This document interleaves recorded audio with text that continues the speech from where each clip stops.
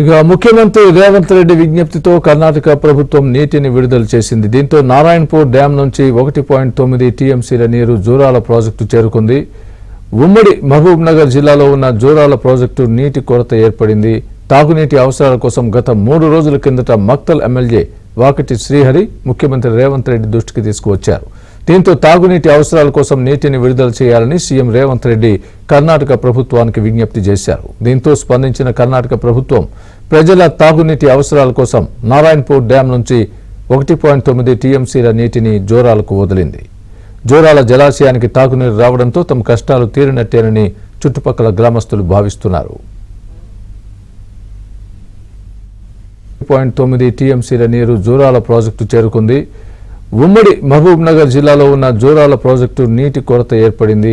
తాగునీటి అవసరాల కోసం గత 3 రోజుల కిందట మక్తల్ ఎమ్మెల్యే వాకటి శ్రీహరి ముఖ్యమంత్రి రేవంత్ రెడ్డి దృష్టికి తీసుకువచ్చారు.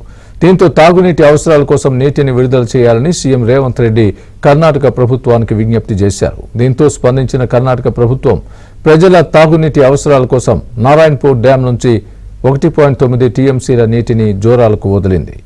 జోరాల జలాశయానికి తాగునీరు రావడంతో తమ కష్టాలు తీరినట్టేనని చుట్టుపక్కల గ్రామస్తులు భావిస్తున్నారు.